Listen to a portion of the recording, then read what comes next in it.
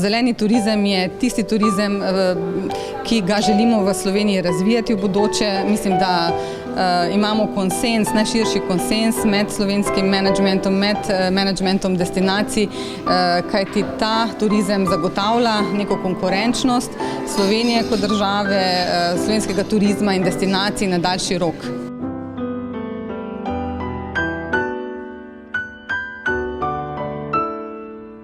Tisti, ki se ukvarjamo z razvojem Solčavskega, želimo te trajnosti po zdravi kmečki logiki, kot pravimo, dodati tudi to strokovno komponento.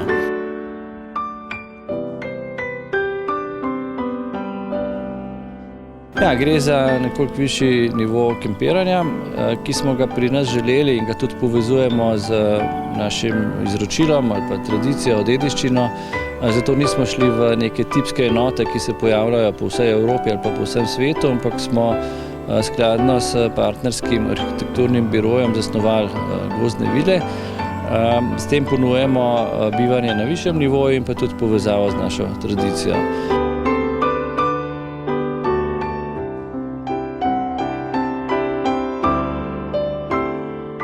Green Globe certifikat ima preko 230 zahtevanih kriterijev, te se pa dotikajo v bistvu različnih področji, od energetsko-varčne gradnje do tega, kako ravnamo z odpadki, se pravi tudi vpliv na okolje in pa zelo pomembna ta družbeno-okoljska komponenta, se pravi tudi ta socialna komponenta, ki zajema del zaposlenih in pa kaj v bistvu naše gospodarstvo, naš poslovni subjekt, kako vpliva tudi na ta del.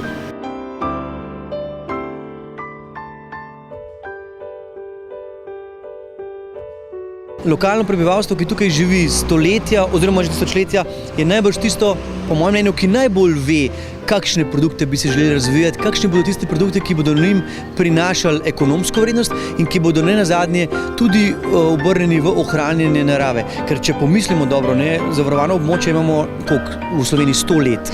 Se pravi, kdo je bil tisti, ki je do teh 100 let, ko so se začele pojavljati organizacije, ohranil to okolje, kakršno ga danes poznamo. Lokalno prebivalstvo, logično. Oni vedo, kateri so tisti koraki, da bomo lahko tukaj vsi skupaj preživeli.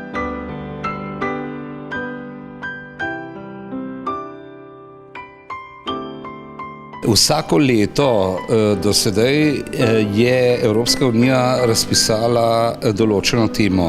To se pravi, tema je bila naravna zavarovana območja in turizem, nesnovna kulturna dediščina in turizem, tehniška dediščina in turizem. V prihodnje bodo take teme, recimo kulinarika in turizem in tako naprej.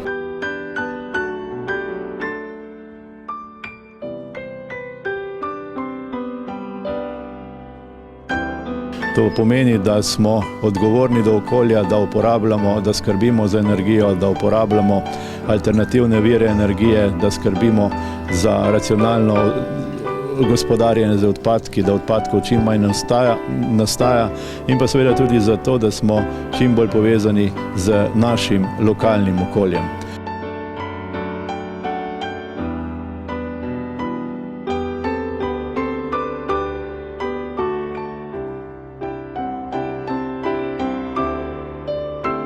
Naše osnovno vodilo pa je gostu omogočiti, da se tudi res v kraju lahko obnaša prijazno do narave, predvsem v smislu transporta, torej soft mobility.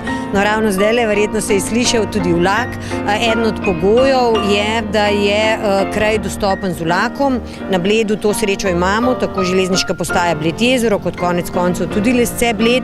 In že sedaj večina hotelov in penzionov goste, ki pridejo z vlakom za več dni na Bled, tudi iz ekološkega vidika, pridejo iskat na postajo, nekako brezplačno, se posebej ne zaračunava transfer.